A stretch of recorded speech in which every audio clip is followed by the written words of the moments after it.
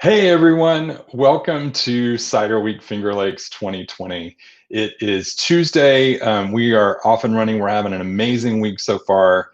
We had a phenomenal weekend before, and now we're headed into the long stretch for the rest of the week. We've had some incredible in-person events around the Finger Lakes at our participating cideries, and also some really exciting online events. And you can go to ciderweekflx.com to check out our events tab, and you'll learn all about everything that's still to come. There's still plenty more to come. Lots of online virtual events, and where we can be safe and socially distanced, we're doing in-person events as well.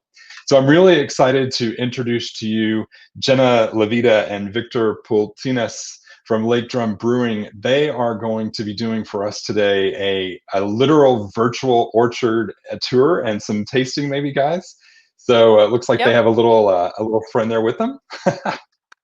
Thank you, Scott. Excellent. Yeah, my pleasure. So I'm going to jump off the screen. I'll be right behind the scenes if you need anything. I want to be sure and tell everybody, if you have questions for Victor or Jenna, just write down in the comments section. It'll come right across. We'll see it and they can answer your questions. So take it away.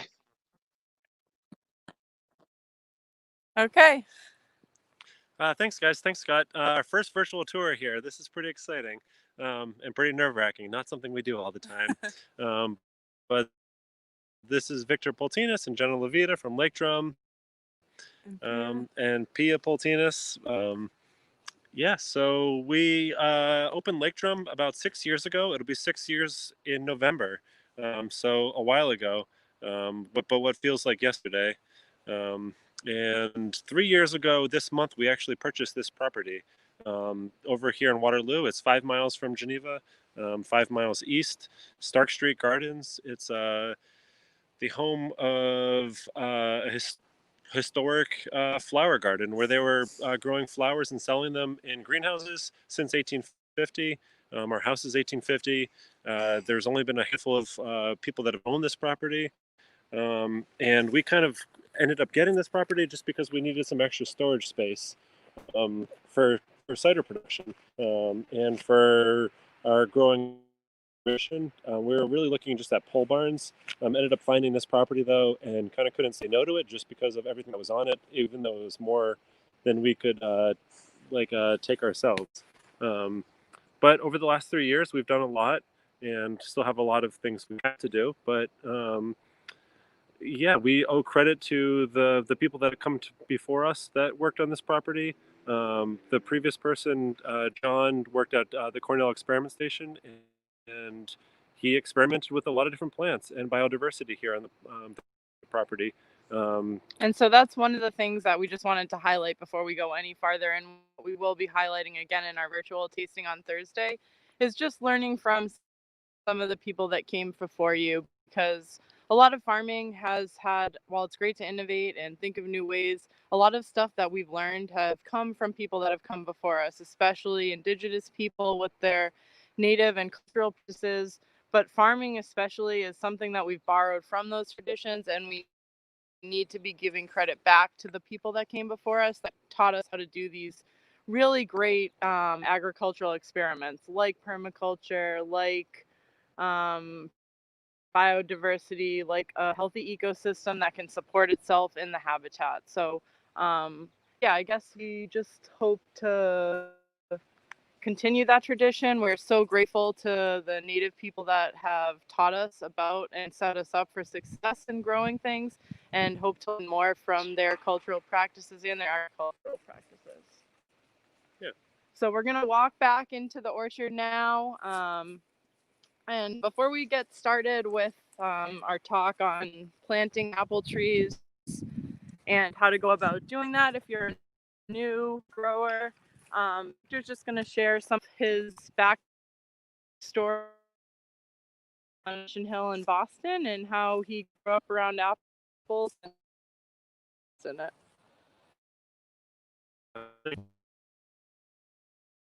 Yeah, so I guess it's this world of cider, and why we're here currently doing cider and planting trees. So yeah, cider. I mean, we've always been drawn to the people that grow trees, that are growing apple trees, that are making cider, just on their personalities and them as individuals. We've been drawn to the non-pretentiousness, just of those individuals, and willing to work together with people, kind of showing us the steps on how to go about this practice. So I grew up in Mission Hill, part of Boston. It's part of Roxbury as well.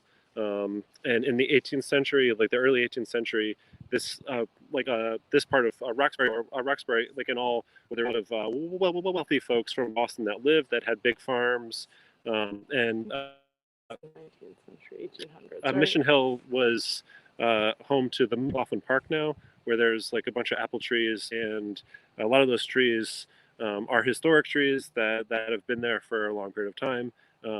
But there's been a lot of efforts to keep them up and to plant new apple trees and new varieties that are traditional to the area, that are more historic apple trees, like the Roxbury russet.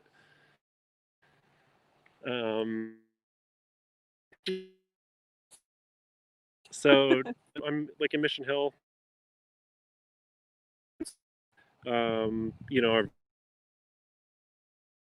dedicated to the natural, like, and I think that really instilled in taking care of trees and our land. Not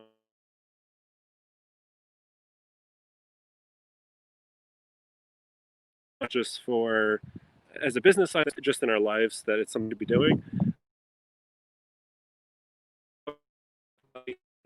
Apple trees, kind of picking apples off of a hill that are going down, gathering them in bins, and working with my parents, like pressing fresh cider for them. There was always a road race that went on, and it always kind of felt like a funny thing to be doing, and kind of,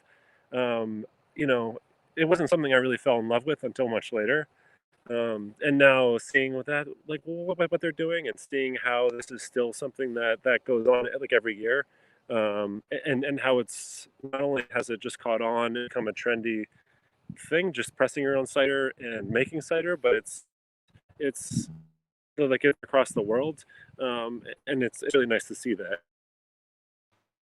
Cool before it was cool, right, Victor? Look Not at at how all. cool this guy is. Yeah, I mean, now there's like a lot of, like, just when I've gone back and we've seen it, there's like Northeastern students that are playing like fiddles, and it's really built up from what it used to be. So it's nice to see that it's continued. It was like my initial foot in the door with the world of apple trees. Like, I know there's a couple cideries that are making cider from these trees that I picked as a little kid. Pretty funny. Yeah, and it's like another just kind of reminder that we need to take a note out of the page of history and remember kind of the credit where it's due, especially to our families in these fields and other people along the way. Yeah. So we both came from the wine industry, though. We both, Jenna currently works at a winery, but yeah, we both spent many years in the wine industry, and decided to open up the brewery just to kind of a chance to do something ourselves. And this was an opportunity that I kind of up on in Geneva, similar to this property. It was just something that we like undertook because we wanted to kind of push ourselves to do more. So it was something, being grounded in the earth and taking a step back from the urban city of Geneva. And so as we move forward with this orchard and the planting of it, we got a lot of assistance from a lot of other folks. We attempted, I attempted over the winter to do a lot of grafting, like myself, getting scion wood from Eric Shad and Deva over at Redbird, getting help from Cornell with the rootstock 202, which was great. It was, that year we put in about 200 trees that we had grafted, put up a makeshift fence and holes throughout the fence. It was a plastic fence.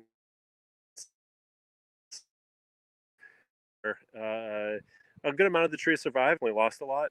And then so last spring we decided to purchase a bunch of trees from Cummins Nursery and wafflers, but the majority of them came from Cummins. So we're looking for cider specific apples to plant here because they're really hard to come by now. Something that used to be grown a lot around here. It's funny, so we buy a lot of our cider production from Bud over at Seneca Orchards, and he was saying just the other day to us that in the early 70s he had a lot of cider varieties that he had planted in the 60s and 70s. In the early 70s he pulled them all out just because no one was buying them, and now it's something that's taking off. Just can't find enough of. So if we had the chance, right, to plant our own, why wouldn't we? And it was a lot of work to do what we've done, but we have a very small piece of land. We have 10 acres altogether. About 2 is planted though. We have just under 800 trees, and they're producing some this fall, but very, very little. Hopefully next year we'll see a little bit more. Like next year will be a third year for the majority of the trees. Yeah. And so,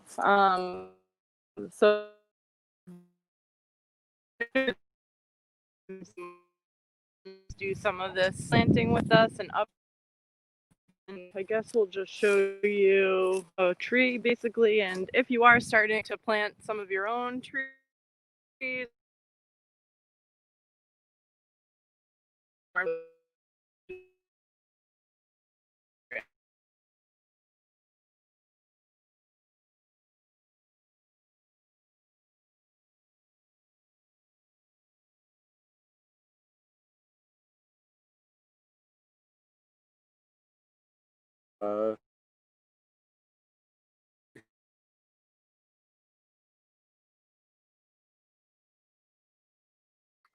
Okay, so we are live, and when you go live, things like this tend to happen. So just having a little bit of technical difficulty. I'm going to give Jenna and Victor a minute to sort of come back in with us. In the meantime, I will check on the back end to see if there's anything we can do to make it a little bit smoother, and we'll be right back with you, so stay tuned.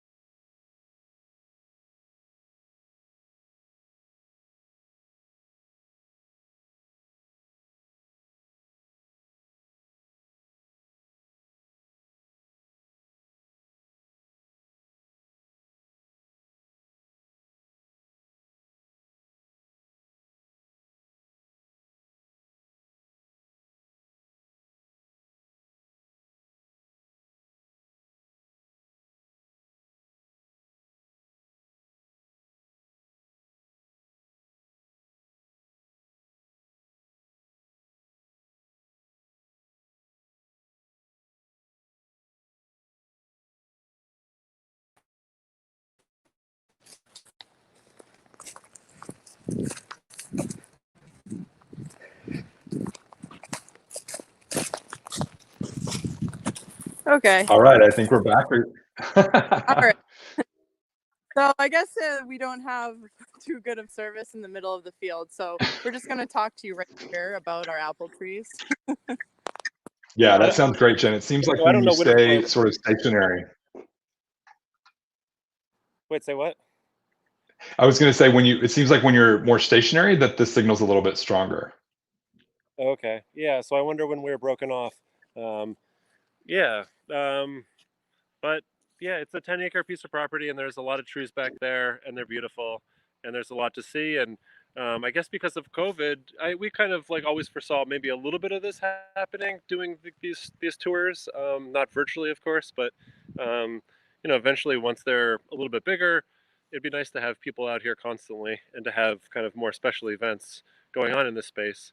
Um, there's a lot of space back here, so it's very comfortable. Being downtown Geneva, this COVID has really like impacted our business a lot. We were completely dependent, pretty much, on foot traffic, on people coming into our space. So during Cider Week here, this has been great. We've had 2 events here on our property. We're doing another one on Saturday, and it's nice just because I don't know if you saw, but we've got picnic tables, and it's kind of a wide open area. So that's great. Um, yeah, this is our pole barn here that was like already here on the property, um, but we insulated it and brought water and sewer to it, which did not exist here on the property before. So now we're able to do all the cider, in one spot, which wasn't the case before. So that's great. Okay. And so we'll still explain to you a little bit about our trees and what we can do, even though we can't actually walk out there right now. But the main thing we kind of wanted to talk to people about is what they should think about if they are planning to plant apple trees, the things they need to look at with choosing things, the site, and the type of apple. So Right. Yeah. So it's so you need land. You need, if you're just planting one tree, you just need a little bit of a backyard.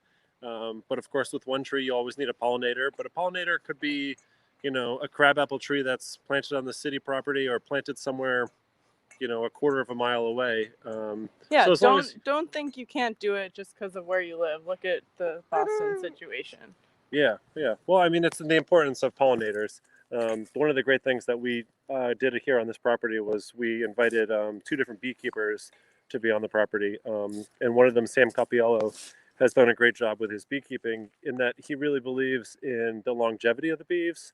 So he's not harvesting all the honey that's produced in the fall, and he lets it sit there so that he knows that they'll survive, hopefully, over the winter, because they have enough to feed off of. One of our big goals has always been planting as many flowers and pollinators as possible with it. But yeah, getting back to what you should be doing if you want to plant an apple tree or planting trees, it's finding the right soil, it's finding the right land, it's finding soil that drains well. That's like really the most important thing. And then your frost point, when the frost period is, it's finding what varieties are best for that frost zone. And then also the soil health to maintain it, right? Like yeah, right. Sure. Yep, yeah, maintaining the soil structure. So whether that's adding fertilizer or compost, or it's planting like different a diversity of different like species of growth that'll kind of help foster that. One thing we found works really well in like wetter areas like we have here is we planted some willows in like a small square, and you can experiment with this too, but we owe a lot to Jill Byington, who's a landscape gardener that's experimented with a lot of trees in this area, and also has a lot more experience than us. So I really encourage everybody to try to learn from people that have more experience than you and maybe can teach you something before you A little screech there. before they become extinct. Yeah, the important thing is to get a dinosaur and try to screech as much as possible. Yeah, so the soil varieties, the apple trees, and then it's choosing what tree works with your goals. If you want to have just one apple tree that you want, that's an all-purpose apples. Yeah, that's an all-purpose apple tree. Something that like gives you pleasure all around, or whether it's like a dessert apple and you're doing it mainly for apple pies. Or if you're doing for historical reasons and you want to plant a tree that's of historical significance that used to be in that area but it's no longer, or you're just throwing crab seeds down and you just want to see what pops up. Um, but of course, here we are at Stark Street and we're doing cider varieties, and that's because we make cider and we want to see the best cider variety apple trees we can see. And that's because they're fun to do, but it's also a very expensive apple to buy. So we're doing it also from a business standpoint. And that's like something we all need to do in most of our lives, is kind of do things to suit your needs, not overly saturate your life with one thing that might not be the best and most utilized thing. Just like trash, apples, like you don't want to plant a plethora of things you aren't going to use. You want to be utilitarian about it. Right, yeah, so we've only, I mean, what seems like a lot of trees to us right now, is still manageable for us to take care of. We're not getting super overwhelmed with them. We haven't bought acres upon acres, and that would be a horrible idea. So what are the other main things that someone has to do once they say they get their apple tree, the kind they like, and they go out and they dig a hole? How big does the hole have to be? Right. I mean, the hole is 3x3, but before you do that, I mean, you want to choose the size of the tree you want to do, and that typically is chosen by the graft size. So that's you do a dwarf, a semi-dwarf, or a full-grown tree. So what we've planted here are all semi-dwarf. And semi-dwarfs, some people put them on trellises and some people don't. We decided not to put them on trellises, which means we'll be doing more pruning. It'd be fun to see eventually about putting some on trellises just for the comparison. But we're doing like everything non-trellised. It's also a lot more affordable that way. And then the other thing about affordability is like we're doing all of this basically by hand. We don't have a tractor yet, so you don't need to have like tons of money and tons of equipment to start an orchard. Yeah, but that's because you have tons of labor that are put in by these strong muscles here, and you have friends that help out, which is great. But for the ease of doing it, if you were doing this on a mass scale, you should get a tractor. Like drainage though, like drainage tiles that get put in first, cover crops, whether that was going to go in first. Those are all things to think of. So then your tree's in the ground. What next? Yeah, your tree's in the ground. You've chosen your tree. You dug a hole. You want to make sure that the growth around the tree, stays down. You want to keep out any pests that might be coming in, and you do that mainly by keeping the growth down, putting up little tree guards on the base is nice to do. People also use tape for that. And those keep out mainly voles and mice, that we've seen an issue with here in our orchard. We put this giant deer fence around, so we thankfully don't have any deer now, but we definitely have voles, and our dogs do a good job, but they don't do. We still need extra help. And so that's right around the trees, and then you're pruning them, you're mowing in between.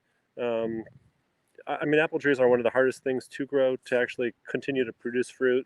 So you just really have to be do your due diligence on like pruning them and taking care of them every year.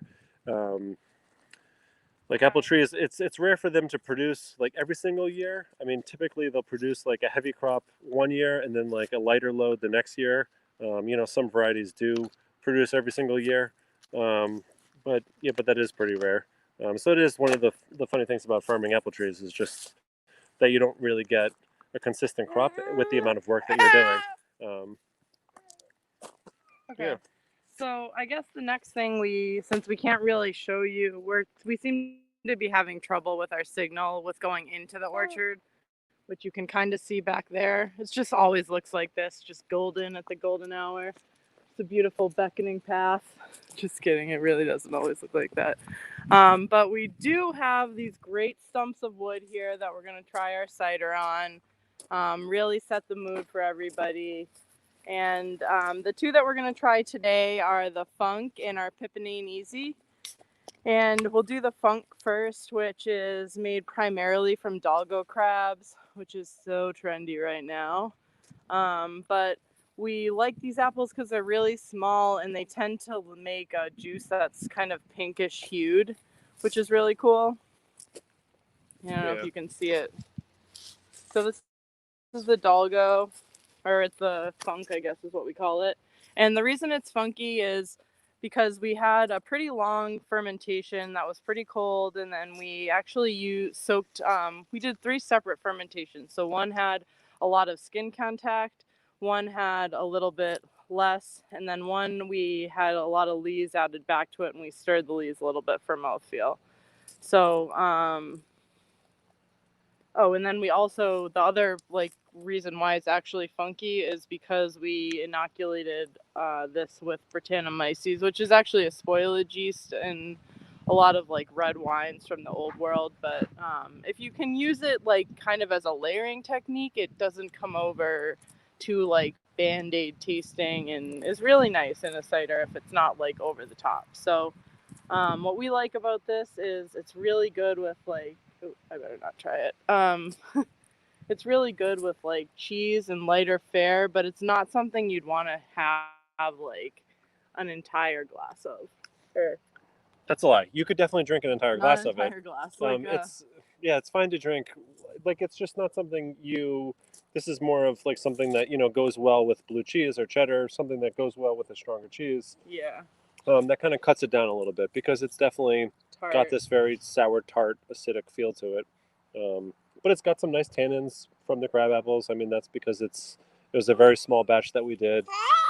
We actually had the cider on draft for a good amount of time. We ended up taking it off just because we wanted to see how it would age. So we've got a couple kegs of it left that we're just putting on now. And it's definitely improved. Yeah, I would say it has almost hay notes. It's kind of like a forest floor, a beautiful color. And that tannin really comes from the smaller size of the apple. So there's more skin, the skin to flesh ratio, there's more skin on that apple. So it's drawing out more of that tannin and bitterness for a nice mouthfeel and a really good body. So this cider was really cool and an experiment for us at first. So that's the other thing that we would really encourage is experimenting. But before we taste our second one, the one thing I was going to make sure I covered in this was talking about how to deal with problems that you have if you're fermenting cider. And it's really easy if you just take care of the issues that might come up right during fermentation. So if you would have to adjust the pH or anything else of the juice, you could. But the main thing is making sure you have proper nutrition for the yeast to carry out a full fermentation. And then any other issues that arise, I would just encourage people, if you're starting to smell like a rotten egg or gas kind of smell, to try a rack and return technique. So you're going to rack the cider, aerate it a little bit, and then move it back into the vessel you were fermenting into to kind of get rid of any of the stinky or smelly dead leaves that might have settled to the bottom or whatever might be making this awful smell in your cider. Just trying a little oxygen sometimes will get rid of that. So it's a way to really improve the cider, give it more integrity in the long run, just without having to add any actual nutrition. But there's nothing wrong with also adding nutrition. I would kind of stray away from just using DAP or diammonium phosphate itself, because it's kind of giving the yeast a bag of potato chips when they need meat and potatoes as a meal, or a candy bar to a marathon runner. It's just not enough for them to finish the race. So we want to set them up for success and really make sure that they're going to finish the fermentation fully without creating these off aromas. The one thing we find sometimes with ciders we try from places outside of New York is they have this H2S kind of yeasty quality to them. And that often is because the yeast struggle during fermentation. So if you just try to either bubble some air into your vessel while you're fermenting, or do a pump over, or the rack and return technique I talked about, it's really helpful in the long run for a good cider without getting some bad qualities to it and without having to add too many other things. So I guess the other one we're going to try is our Pippin Aint. What are the apples in that, Victor? These are apples that we got from Red Jacket Orchards right here in Geneva. And it's Gold Rush, Newtown Pippin, and Cox Orange. Yeah, Cox Orange Pippins. which is used predominantly for the aroma flavor. And it's a like smaller apple. And Red Jacket also, Joe Nicholson was really helpful to us, and it's kind of like running by what we were going to do before we planted this orchard. And I just really think it's important, if you are going to think about doing it, reach out and talk to somebody that might have done it before, because you really can learn a lot from them and figure out what you should be doing before you make a mistake and spend a lot of money. And it's never, it's not bad to make a mistake, and it's not bad to ask for help. So always try to do that. Yeah. So. Yeah, this is a beautiful, clean, crisp, easy drinking cider. So here's a picture of it, if you can see it. Yeah. I don't know how to do this. Some decent carbonation in it. Yeah, it's really well balanced, and something you could have like a few glasses of, contrary to the Funk, which is a little bit more tart, and really, you want maybe like a glass and a half, not more. This is like, could go with a meal, and it's really perfect. And yeah, it has some nice tannins. There's I don't know, it really shows off like these 3 apples that were used. I mean, we kept it very simple with just the 3 of them. But that's the whole thing, similar to winemaking, is you really want to show off the fruit that we're using. And so that's the reason why we're putting in an orchard, is to show off like how these apples taste and the flavor that comes through with them, like as they naturally are. And the other nice thing about this blend is it's actually like a field blend. So rather than do like 3 separate fermentations and really try to manipulate it afterwards, it's just a blend of the apples previous, all put together and fermented all at once with 1 yeast, and just like kept simple. So it's just a nice example. These 2 ciders, they're very different, but both really good examples of what New York cider kind of means to us and how it tastes. Yeah. Yeah, this is like a much more traditional cider that you'll find throughout the Finger Lakes in our area.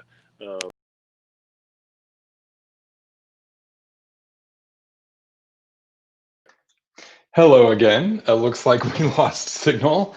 That to me seemed like that might have just been a slip of the thumb. So I bet you they're going to be back in any second. The tasting of the Pippin Aint Easy looked delicious. So I'm gonna here they come back in. Here we go. Hang on. Hi everyone. There we are. Okay, so we're almost up here. Are we back on? There you are. So, yeah. We're just saying is more like a wine almost. It's just really like a good staple of what the area does with or can do with cider. Whereas the Funk is much more of something that we could, that we kind of made from our wine background, and really like shows off that. Yeah, but it's a very quirky cider.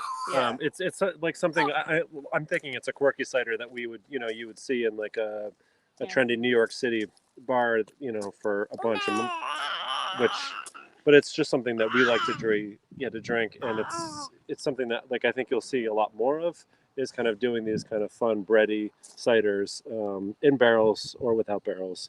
But it's something that is a lot better in smaller pours. I mean, we're pouring it just in 8-ounce pours, but it could go as small as a 6-ounce pour, of course, too. Okay. Oh, nice. Drinking the Pippin right now. I think that's Diva. Oh no, it's Melissa. Hey, Melissa. It's a really good cider, so we're glad you're trying it. So we're gonna kind of wrap up here now, and we just want to encourage you to go to the Cider Week website and check out all the other events. There's some really good stuff happening online that you can learn a lot from. And from what we've seen at CiderCon this week, we really CiderCon like in whenever that was, January. I have a child now, so everything happens like last week. Anyways, New York ciders are some of the best ciders in the country. So we really think you should get a chance to try them and learn from them, especially the people that are in this industry that we've learned from. We owe a lot to everyone that's helped us along the way, and a lot of the people that have helped out with this great cider week. So aside from that, I just wanted to say that our next virtual tasting is going to be on Thursday with John Marks from the Geneva Historical Society. And there we're going to be delving into the history of cider and apple. So it will have a presentation not so cut out and shoddy like this one.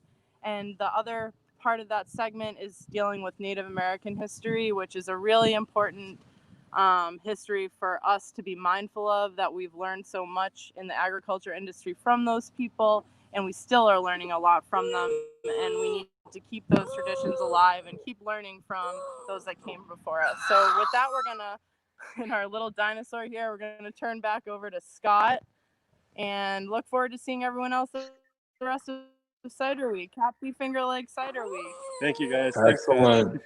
Thanks, Victor and Jenna. Thank you so much. That was really fantastic. It was awesome. Yeah, and like they were saying, you know, I'm really looking forward to the conversation on Thursday night, Jenna, about history and cider apples and Native Americans. I think that's going to be pretty fantastic. So thanks, everybody. You know, as Jenna mentioned, you can check out ciderweekflx.com for a full listing of all the events, both in person and virtual, that are happening for the rest of the week. There's still some dinners happening. There's some in-person tastings happening. Anything that's in person pretty much needs a ticket or some type of reservation, because it is very limited capacity and we're trying to keep everybody safe. But there's a lot more virtual and online events, specifically the one with Lake Drum that we're going to have at 5 o'clock on Thursday about history and Native Americans and cider. So I'm really looking forward to that. So thanks again, Victor, Jenna. We will see you soon. And I'm going to get my hands on some of that It Ain't Pippin as quickly as I possibly can. Cool. Cheers. All right. Take care, everybody. Cheers.